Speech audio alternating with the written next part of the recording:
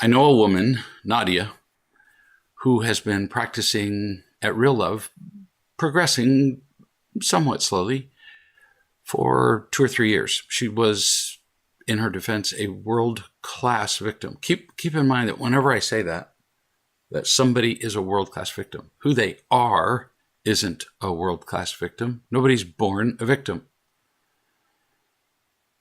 But how she comes across as a victim, when she's in pain, she acts like a victim. So that's a shorthand when I say world-class victim. That's just the way she defends herself. It's how she survives. So it's not a label of her. It's a shorthand for you.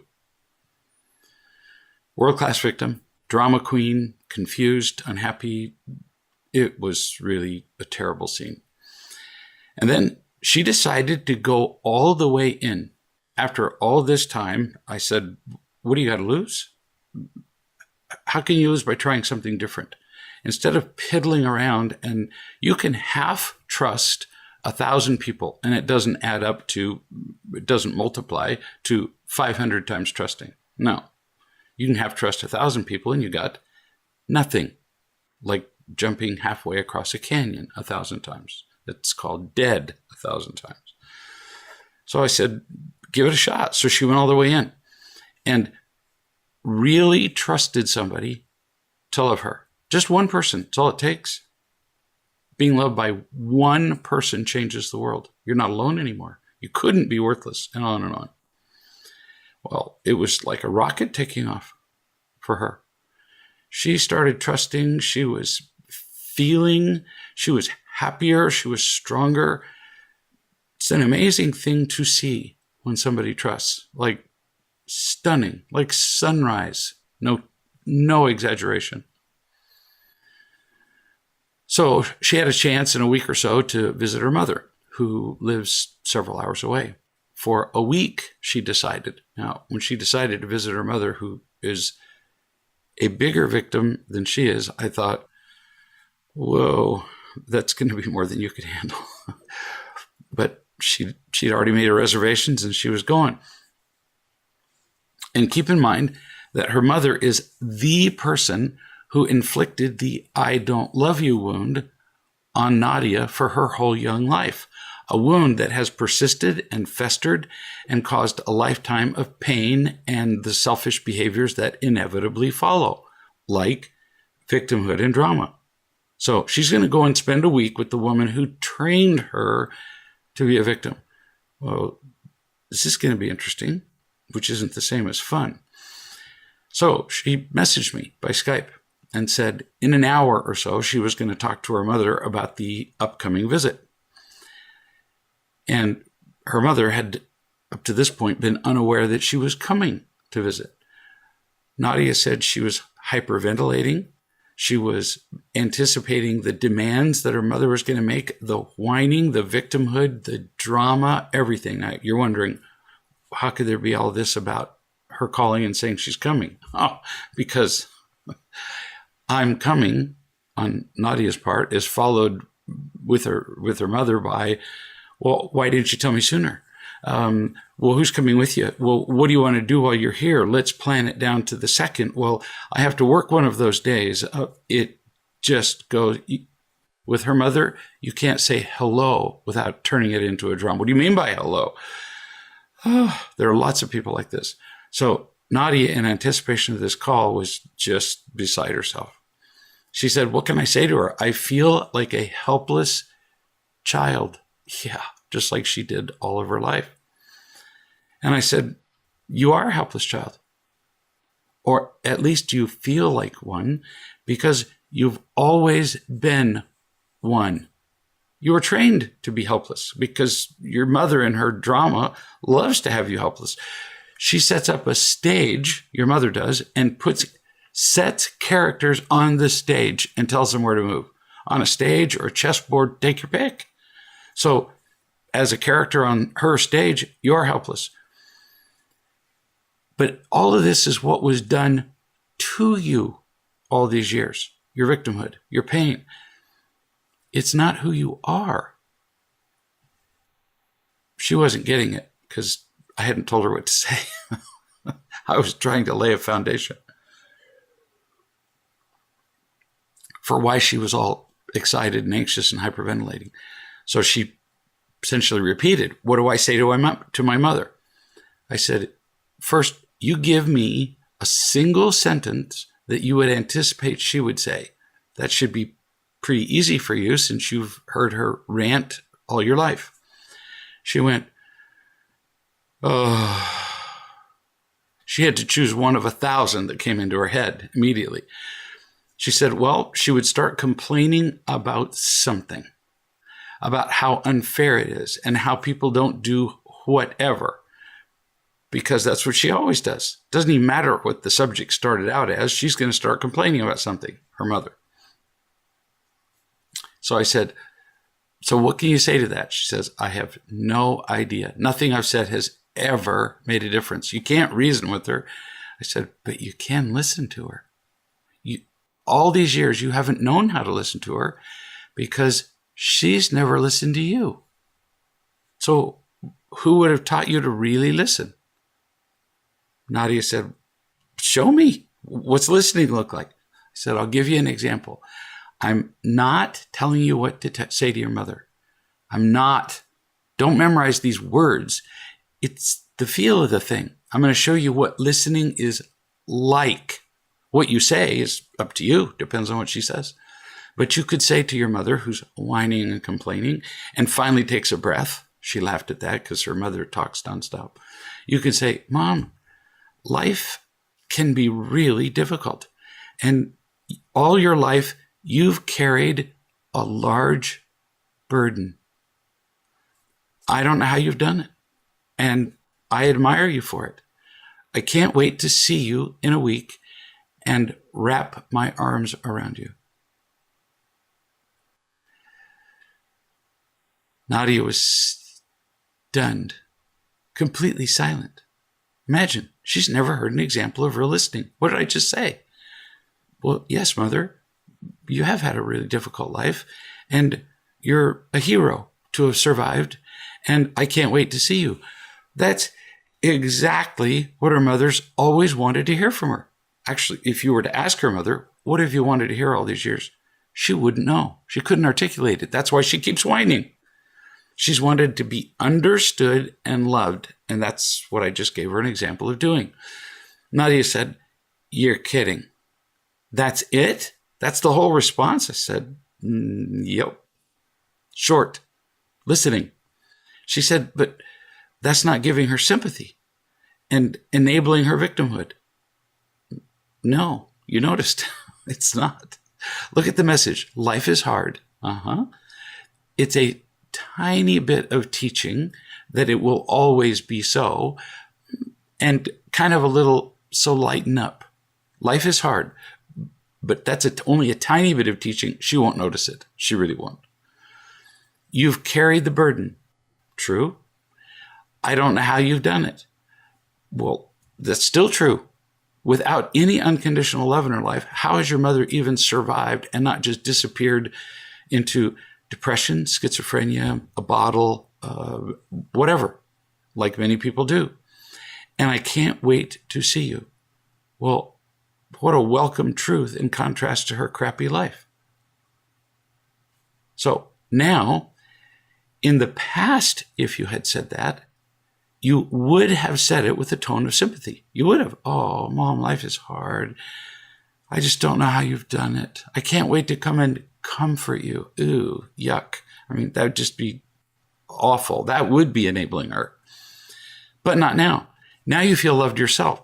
So you know that she can't hurt you. She can't take away from you what you have. And you can simply be understanding and compassionate. How amazing and powerful is that? Yay. You've got something to say. So I got an email from her later. She said, oh my gosh. She said, in that one example you spoke, you showed me how I've been afraid and reacting and feeling stuck in conversations, not just with my mother, but with everybody. Now I can enjoy myself and feel free. can't get enough of this. And then she said, by the way, I said that to my mother, and my mother stopped talking. She said, my mother never stops talking. It was like somebody put a cork in her mouth. She was blown away that I listened to her and that I was going to come and love her. She said, it works. And now I'm seeing that it could work with other people and in other situations. I didn't know how to listen. When we feel loved, we're not alone or afraid anymore, even if it's by one person. We're free to accept and even give people compassion where that was impossible before. Love routinely works miracles like this one. New paragraph. Actually, new subject. It's a new paragraph too, but I know a woman who's been practicing real love for a few years, and she's always enabled her kids. She has not taught them responsibility, and she learned real love after making them entitled and demanding. So she's got a problem on her hands. After you've trained a child that they are entitled and that they can be demanding and manipulating, and then you change the rules, it's not usually welcome news to them. So she writes, my son Ethan is frequently condescending to me and toward his sister. Okay, so listen to this, because it's going to be hard for you initially. That can't ever happen again. Never. He can't speak condescendingly till he's dead to you or to his sister. Now, you can't stop him. What I mean, he can't do it without you addressing it. That's what I mean. Always. Like even when I say zero tolerance for anger. Well, clearly you can't stop somebody from being angry. Oh, but you can talk to them about it, which is the point. And when I say can't ever happen again, it's partly to teach him because, he's an adult now. This kid she's talking about is an adult. You can't control him, but it's so you don't feel small. So I should have said that from the beginning. This kid's an adult, so she can no longer stop him. She can no longer tell him what, but she can stop it for herself.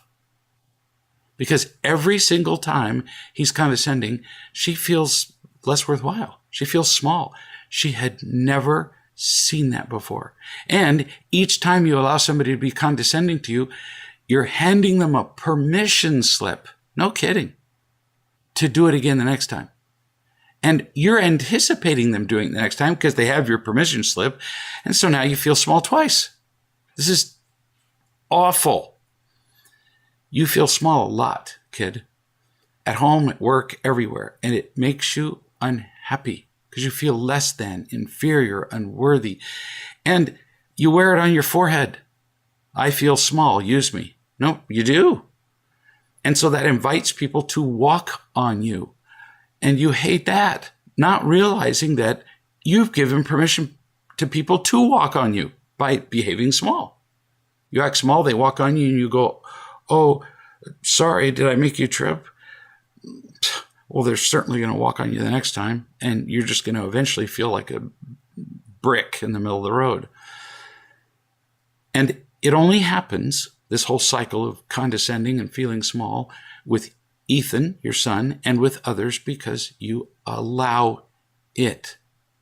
Bullies only pick on the weakest people. Bullies can find somebody who will allow them to bully them from across the room, from across the schoolyard, from the time they were in the 5th grade, from the time they were 8. Your fear of disapproval traps you.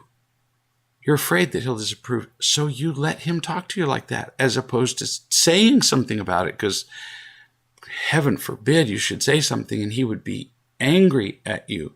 Because see, you're a worthless person, at least in your own mind, and if somebody withdraws approval, well, that'd be the end of the world. You're already at the bottom of the barrel. How could you go lower? And yet you think you can.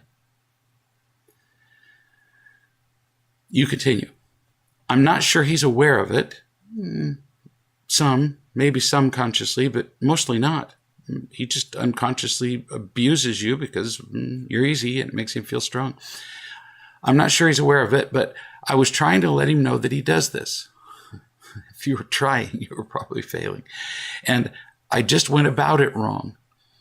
I pointed out something he said and then replied with something like this. I know you're not trying to be unkind, but when I was talking, you interrupted me and said to me with a snotty tone, oh, well, who cares about that? I can just hear that. I've heard people do it many times. You speaking. You sounded, speaking to your son, condescending. And I didn't like it.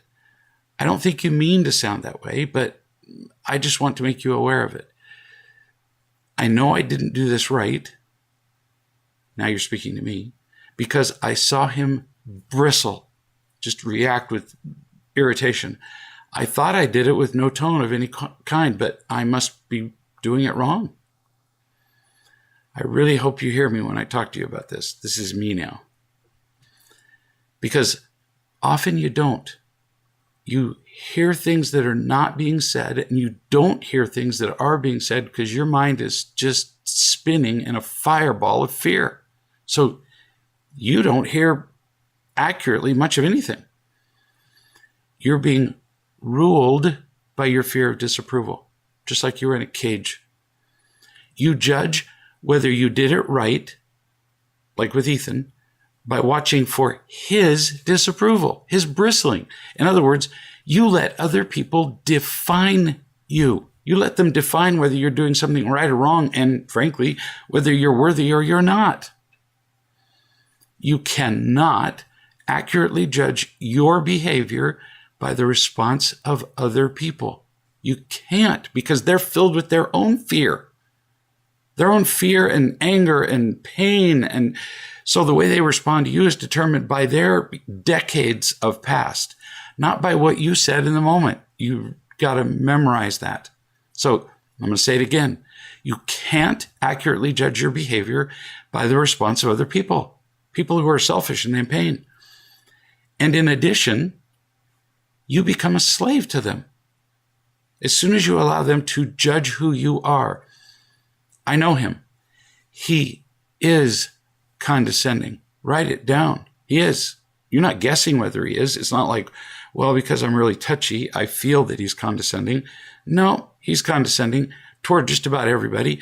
I spoke to him on the phone once, and I sometimes make notes about people real early on when I first get to know them. Otherwise, I forget stuff like, are they married? Do they have kids? Their mother died yesterday, so that I don't say, so how's your mom? Stuff like that. And I had one conversation with him, and I wrote down one word. No, 2 words. Incredibly condescending. Well, I didn't care if he was condescending to me, so I wasn't looking for it. He's condescending.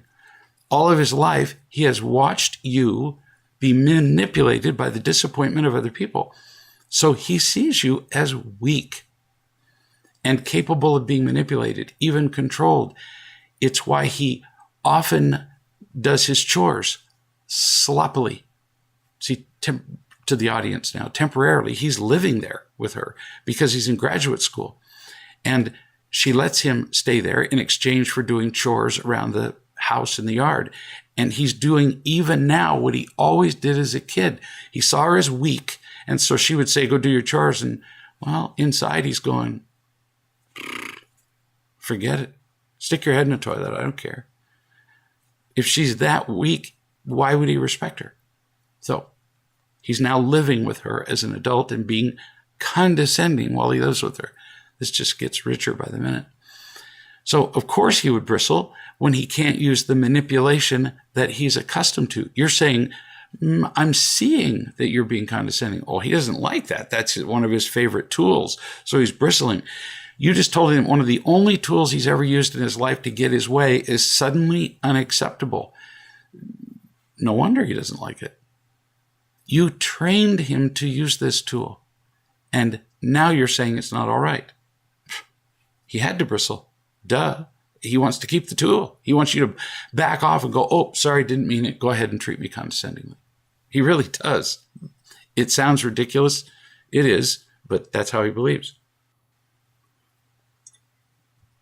So again, listen, you are right in what you said to him. In fact, that was just pretty brilliant. I'm sure that you don't know you're doing this. I'm not going to go back and read it, but you're pretty condescending, and I really don't like it. You didn't even say stop it. You just said, I don't like it.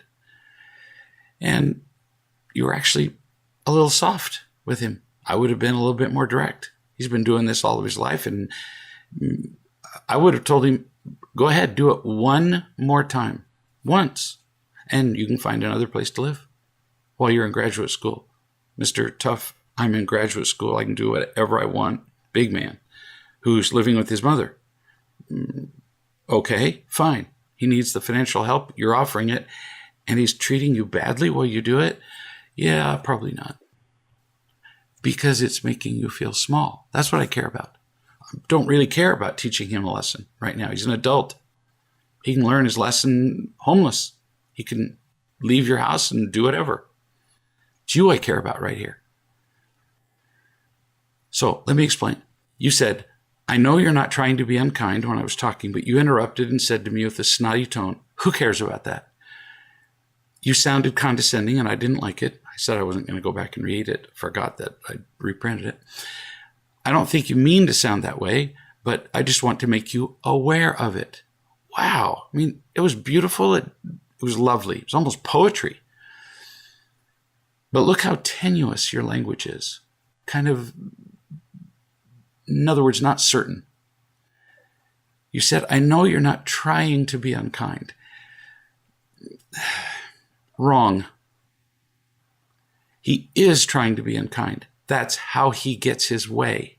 He's learned to do this. When he's unkind, people back off and give him his way. They give him space. They do what he wants just to get him to quit being angry and unkind. In his defense, he's not entirely aware of his unkindness. This is a tough principle for people to get.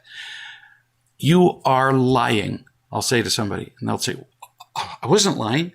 Well, they actually believe that. They weren't trying to be lying. They've been lying for so long now, it's just a reflex. You're angry. People will actually say to me, I am not. And, well, clearly they are. But they've been doing it for so long, they've been in a baseline anger or unkindness, in the case of your son, of 5 on a scale of 0 to 10, for so long that to them 5 is 0. It's normal. So I'm defending him, but he's still being unkind. And it's still intolerable. So he's not entirely aware of it, but he kind of knows it's unkind too. It's not like completely unconscious. It's not an accident.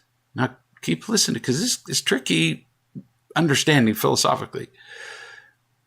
He's not accidentally unkind. It's not like he's half the time kind and half the time not. See? It's the old example of if a store clerk gives you change. Of course, now we just use credit cards. Now I'm feeling old. In the old days, we used to actually use money. Yeah, and before that, we would bring in chickens to pay for things. But in the days we used money, they would give you change. So you give money to the store clerk, and the change is wrong every single time. So is he dishonest? We don't really know. Not on each occasion. But let's review the previous 100 times he gave you change. Let's look at them.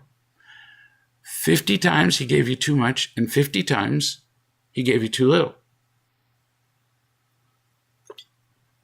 Then he's just either careless or stupid. I don't really care which. I'm not here to judge him. So half the time, he's one or the other. All right, it's an accident. But if the change that he gives you is too little, in other words, in his favor, 100 out of 100 times, he's cheating you.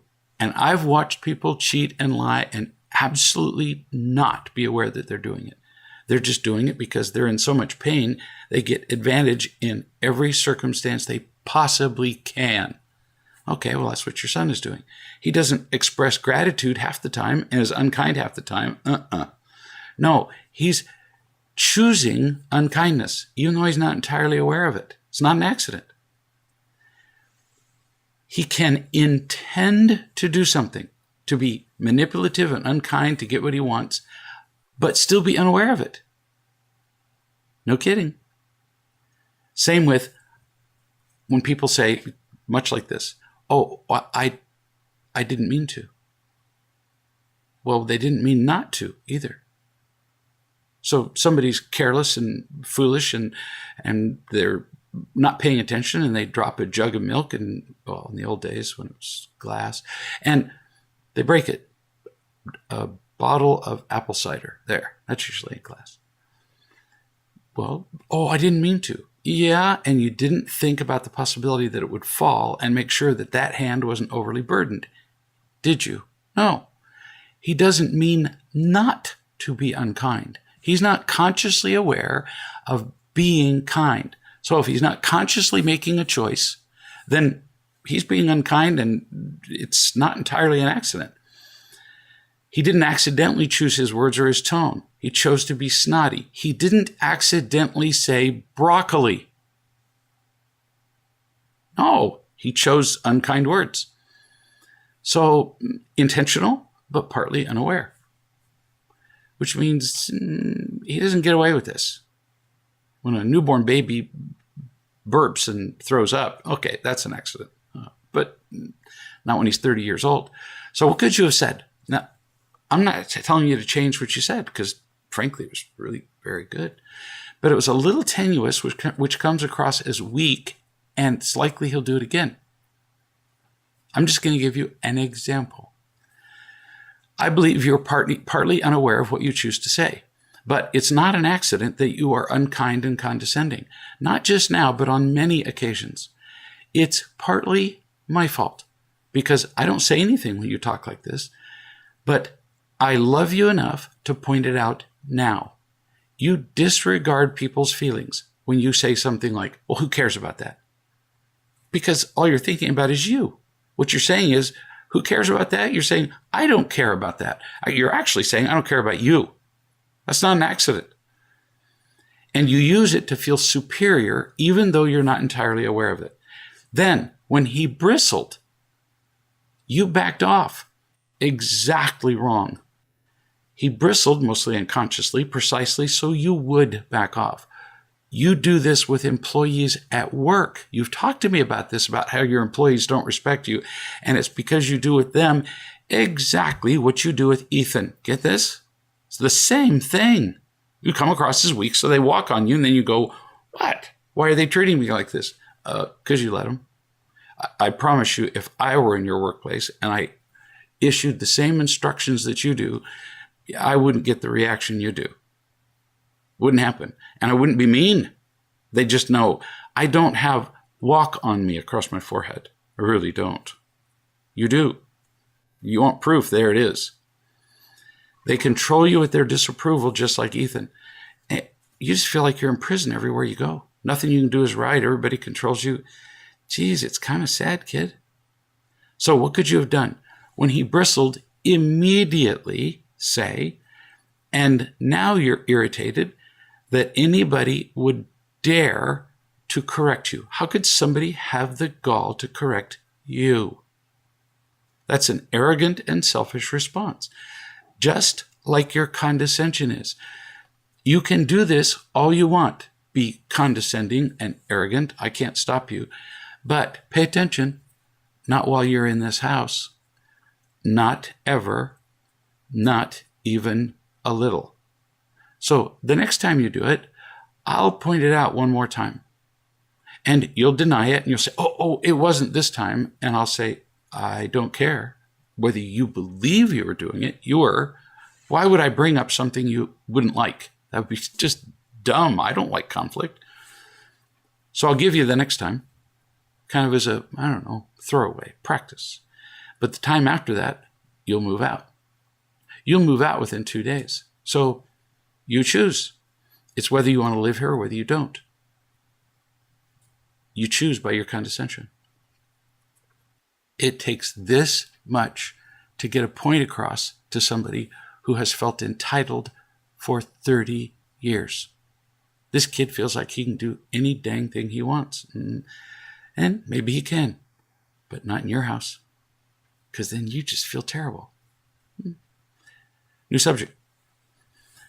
Would it be selfish, this person writes, to refuse to buy someone something that you don't believe in, even if you know that's what they would enjoy? In other words, because that's pretty tortured language. Would it be selfish on my part, this person is asking, to refuse to buy alcohol for somebody, which they would enjoy, because I don't believe in it? Would that be selfish on my part? It depends. Let's go through some examples. Let's say that I've agreed, and this isn't theoretical, I've done this. I've agreed to get somebody groceries. I helped take care of a widow here in town for, 20 years. So I've done this before. And for some reason, they can't get the groceries themselves. And on their list is alcohol, beer, wine, whatever, alcohol. Everybody knows what that is. If they had gone shopping, they would have purchased the alcohol. And I agreed to go and do their shopping for them. Dilemma. I don't drink. That's my choice. I believe that it's harmful physically and emotionally and spiritually for people to drink. I believe that alcohol hurts us in every possible way. This isn't a moral judgment. I don't ever tell people, drinking is wrong. Nope, never. If somebody asks me about their drinking, I say, well, when you drink, you're not emotionally present. You're not spiritually present. You're just not here. And you have whatever, acid reflux, an ulcer, blah, blah, blah, because of your alcohol. Okay. I might tell them that if they asked. Now, the question is, if they sent me shopping and they provide the money, would I buy the alcohol in the list? Yeah, I would. They choose to drink. It's not my choice. And I've agreed to get their groceries.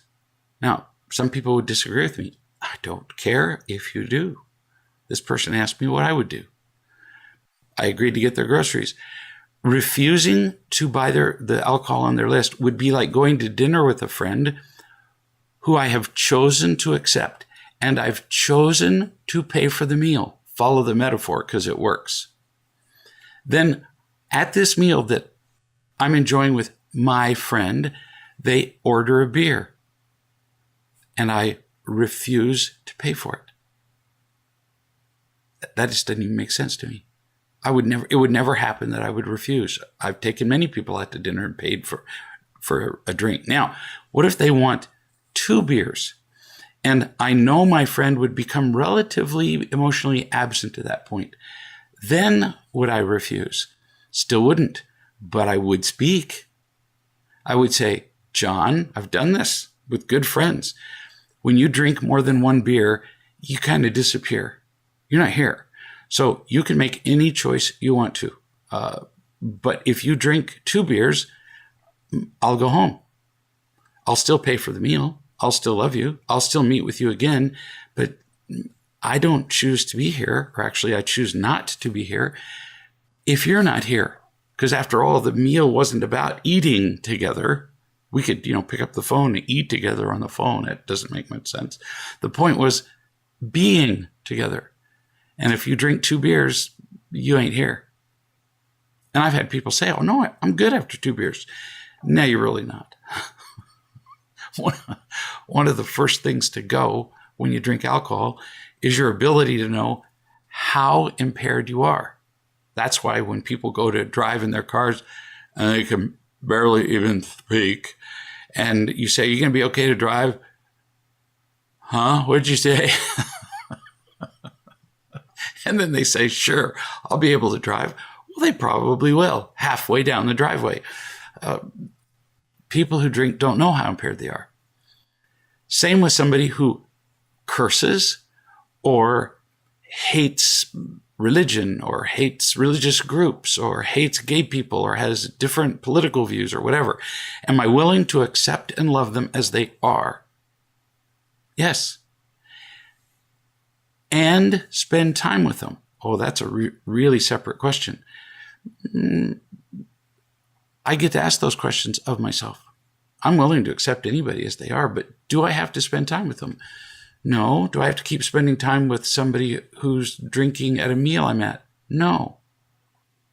But if I agreed to buy somebody groceries and they wanted a beer, I'd get it. And maybe you wouldn't. Don't care. Just giving you a point of view and why. But if I choose to spend time with them, I have a right to restrict. I don't actually have a right to restrict their activity, like hitting me in the face with a shovel. They could just come up from behind me and hit me in the face with a shovel. But I do get to choose what I'm going to do next, whether I'm going to stay there, whether if they hit me with a shovel last time, I choose not to spend time with them this time. We get to make all the choices we want to about ourselves. I choose not to force this woman that I was buying groceries for to stop having a beer now and again. If she was an alcoholic, I wouldn't. But she would have a beer, I don't know, every several days. Yeah, whatever. I wish everybody had only that as a problem, that they drank beer every few days, really. Another example. I had a friend in the hospital dying of emphysema. This is back to your question of would you buy somebody something that you disagreed with? He wanted me to buy him a pack of cigarettes out in the vending machine. And I did. This isn't a would. I did. He wants it. He's dying of emphysema, ironically. It's a little bit too late to quit. I'm not a fan of the effects of tobacco on the body either, but I loved my friend, and it made no difference at that point. And it wasn't long after that he did die. He chose to die. He chose to keep smoking when his doctor said it will kill you. I always get to choose what I do. I always get to choose whether I enable somebody to do what they do that's wrong. But I don't get to make them stop. Tough subject. Not easy. You're going to have to make your own decisions on this. New subject. I'm learning more about trusting. When I think about trusting completely that I'm loved, worthwhile, and safe, it feels like jumping off a cliff. In the past, I always saw trusting in a victim way, thinking that it's the past pain that's making it difficult. But there's another reason that stops me from trusting. With trusting, absolutely and completely comes huge responsibility. Well, I don't get emails like this very often. That's right. Now you're seeing that if you're really trusting, which is the same as faith, you have to take action. If you don't take action on what you claim you're trusting, if it doesn't change you in some way, you're not trusting. When I was in college, one of the few sentences I remember in my entire college education, I don't remember the structure of any molecules. I don't remember the solution to any math problems, but I remember this sentence. You can tell whether somebody actually learned something by whether it changes their behavior. I thought, well, kill me dead. There's a way to know if you're learning, because it's too easy to say, I understand that. Really? So I understand anger is harmful. And then I continue to get angry all the time. Apparently, I don't understand that. And people say that to me commonly. Oh, no, I trust you. And I go, you really don't. If you were to be in a courtroom and the charge against you was trusting me, you were on trial for trusting me, you'd be acquitted because there's no evidence to prove it. It's how we behave. So you're understanding this now. Until you take action, it's not trust. You didn't see this before because you were in too much pain. Before, trusting was about past pain. But now you're in a safer place and you can see that trust is actually empowering, but maybe but, maybe and. And with power comes responsibility. You have the power to do something good. Well, now you have the responsibility to do something good. Notice I didn't say should. I didn't say obligation. No, you just have a responsibility that comes with more power. You conclude, actually. Trusting completely, inextricably involves taking total responsibility for our lives and our potential. Yeah. No more excuses, no more blaming, no more hiding. Trusting involves the responsibility to live bravely and boldly. When people say they don't understand trusting or can't trust, it's almost always partly because they don't want to take responsibility for their actions. It's easier to be afraid. It's easier to be lazy. Wow, that's good. I mean, you could write your own blog with that. Fear gives us an excuse for everything. When we're afraid, well, you've all heard it 1,000 times. Oh, I can't do this or I can't do that because I'm nervous. People stand up to give a talk everywhere and tell you, I'm so nervous, I hope you'll excuse me. In other words, now I don't really have to be competent in delivering this message because, see, I'm afraid, and so I'm giving you my excuse before I say the first word. I think it would be entirely appropriate in a really interesting lesson if when somebody says, I hope you'll excuse me because I'm afraid, if everybody just stood up and walked out of the room. They just excused themselves from giving the talk, so why listen to it? I wouldn't recommend doing that, but you see the point. Fear trumps everything. And trusting is setting your fear aside. You might still have some, but you choose to trust. Yeah, that's pretty brave. That takes guts and requires action, as you said. Sometimes people write me when they suspect that a particular story in a video chat, like I've been telling in this video chat, came from something they wrote me, or they told me, or that the story is about them. And on occasion, they tell me that I got the details wrong of the story. Usually in a way that painted them in a more negative light, and in some way they don't like it. So, my answer. Every video chat story, every email I read or use or respond to is real. It happened. I do, however, sometimes change the details because of a number of reasons. I'm just going to list a few. I want to disguise the identity of the people involved. It might be an unflattering story or a really personal story. So I change California, which they state in the email. I live in California, and I say Indiana. They say I have 3 children. I make it 2 children. They say I'm 45, and I make them 37. I change their profession. I change it enough that the only person who recognizes them in the story is them, or maybe their spouse. And I don't care so much about that. Or I want a story to apply to a wider audience. So if an Inuit from the Northwest Territories writes about how there was an argument between 2 people in the village about the sharing of whale blubber, that would limit my audience for that particular story, because not a whole lot of Inuits that I'm aware of are watching video chats while they argue about the division of whale blubber. So I change it to something else so that people can identify with the story. I don't hesitate to do that. Or I might want to make a slightly different point to you, the people who are listening, than I did with the person that I initially responded to. I just want to make a slightly different point. So I change the details just a smidge for a variety of reasons. I change a detail. I don't mind doing that. Once you've told me the story, now it's mine. It was your story when you told it. And when I retell it, it's my story, since I didn't use your name. One person wrote after they correctly identified that the story came from their experience. And they said something wise.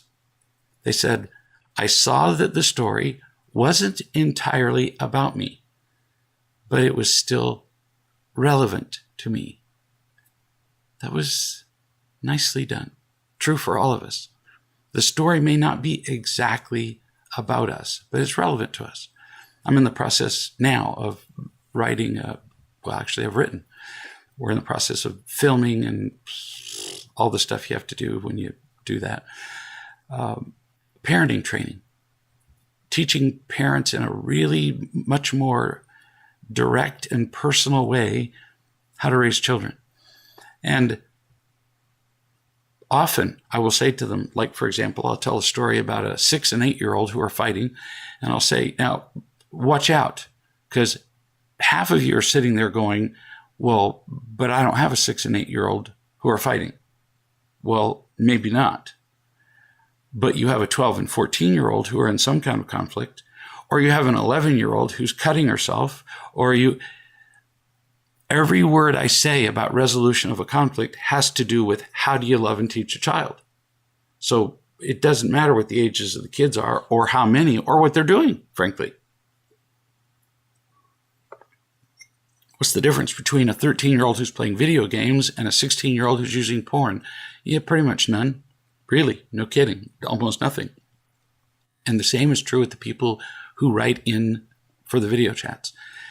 If you can't see, just recently, a lady said, what can I do to increase my growth? And I said, start watching video chats, like every day. And she said, well, but some of those questions don't apply to me. I don't have kids, or I'm not 62 years old, or what. I said, here's your assignment. Watch one. And pretty much after every sentence or two, you're going to write down how that applies to you. She wrote back the next day. She sent me her notes. She said, okay, I was pretty wrong. It all applies to all of us. It's about loving. It's about teaching. It's about the truth. It's about kindness. It's about pain. It's about fear. Which of us doesn't have those things or doesn't need those things? Yeah, none. New subject. The writer of this email said, when I'm with loving people in person, like in a group or like during my intervention, I feel really close, just like at one with people. I lose my fears. It's miraculous. And I agree. But somebody loses their fears and completely trusts somebody, that's a miracle. She continues. I think it's a she. I'm not sure. Sometimes I have a hard time remembering that, so that when something happens that is inconvenient or potentially threatening, I protect myself immediately. I forget that feeling of trusting and feeling peaceful and loved. What do I do about this? We tend to remember that we're loved. We tend to take steps toward feeling loved and being loving when there are crises. Just like, I don't remember who said this, some clever person. There are no atheists in foxholes. When we're in trouble and we're being artillery shelled, suddenly we ask God to save us. I'm not selling God here by making that comment. I'm just saying our attitude changes according to our fears. The solution is not just to deal with crises. It's to get enough love in our lives and to trust enough preventatively before the crisis, before we're away from the people who care about us. An example, Jerry Rice is a football player, American football, and he holds multiple records in the National Football League for most catches, most yards by a receiver, most touchdowns. He fills the record book. He was spectacular, played for a great number of years. He was known for just being unbelievably prepared. One of the trainers on his team commented that most players train very vigorously when they're injured. When people are injured, they do rehab like maniacs, do their exercises and their leg lifts and their whatever it is, like it was a religion, or right before the season begins. But this trainer said, not Jerry Rice. Jerry Rice trains all year long. He's fit all the time. When new players would join a team before they even went to training camp, when they were just drafted by the team, players half his age would say, so what do we do to prepare for the season? And the trainers and the coaches would say, oh, go work out with Jerry. So here are players half his age. They would go on a training session with him, and he would enjoy the fact that he could run and climb hills and so on with them until he would kind of guess how long it would take them to fall on the ground and throw up, because they couldn't keep up with him. Because he was fit, he was in shape all the time. Now, yeah, he was genetically blessed with an amazingly athletic body. And in all those years, never was kicked out of the league for injuries, which is phenomenal. But he trained preventatively so that he was prepared for the sudden needs for speed or endurance in a game. When he had to suddenly put on a burst of speed, it's too late to train. You can't go, time out, I need to go for a run. No, when there's a need to pass the guy who's trying to keep you from catching the ball, you've either trained enough or you haven't. That's not the time. Or for endurance, it's in the last quarter of the game and everybody's huffing and puffing and dying and falling down and can't keep up with everybody else. That's when he just sparkled. Because he'd train, he'd just shoot right by the guys who were tired because he wasn't tired. There's a lesson in this. And to prevent injury, it's the same with us emotionally. We need to make a list of the things that help us feel loved. Make a list. No kidding. The wise people, I was going to say smart people, what's the difference? Do this. They make a list on their phone. They make a list in paper. I'm just going to give you an example of things that could be on the list. Like texting a loving person. Just text them. Whether they respond or not, you will feel connected to them. There are many people who are early in their journey, and I suggest that they text me 10 times a day. I knew a woman a while ago who early in her journey, every single morning when I would get up, I would have 40 to 80 messages from her. 40 to 80. Did you get the number? 40 to 80. Why? Because she took it seriously, this trusting. She told me every time she sent me a message, she knew I'd respond. And that connected her, just knowing that. Sometimes I'd respond to every 10th message because it applied to all 10. She didn't care. She knew that she could connect with me by texting. So texting a loving person, emailing somebody who can love you, same thing. Reading old emails, this takes some thinking.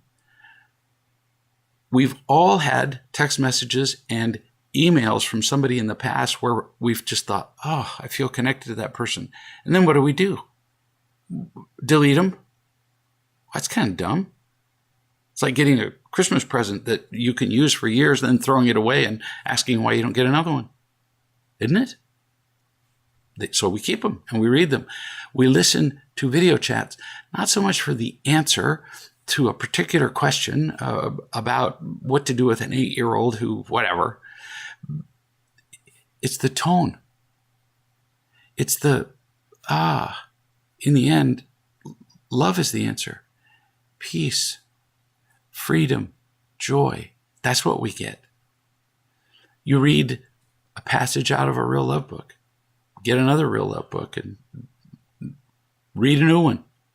There's something different in all the books. And I make nothing on the books. No kidding. I'm not exaggerating. With what it takes to ship them and handle them and print them, and I don't care. That doesn't make me money. So buy books. Read blogs on the Real Love site. There are so many ways to connect. We often don't use them. Participate on a conference call. Write all those things down, the things that would be meaningful to you, and have that in a card in your pocket. I have a card in my pocket all day long. I don't have one right now because Donna won't let me have cards bulge out of my pocket in a filming. She's really weird that way.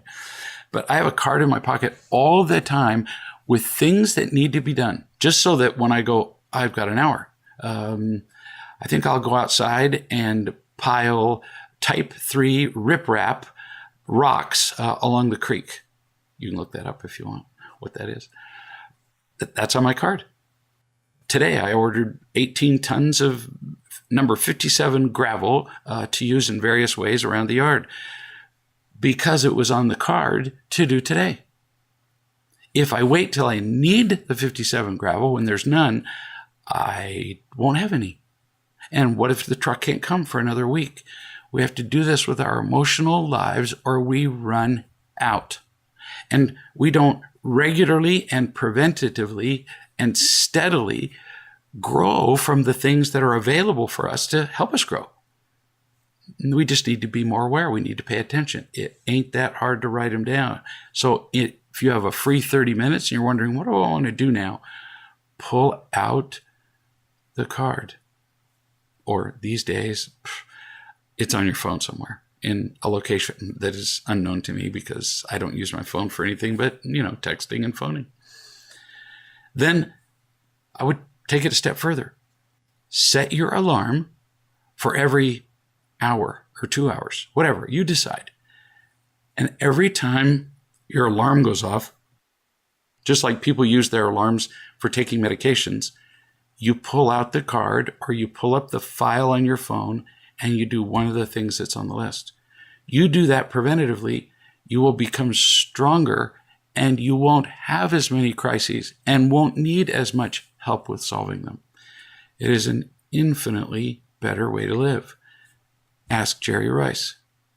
If he can do it physically, we can do it emotionally. I'll see you in a week.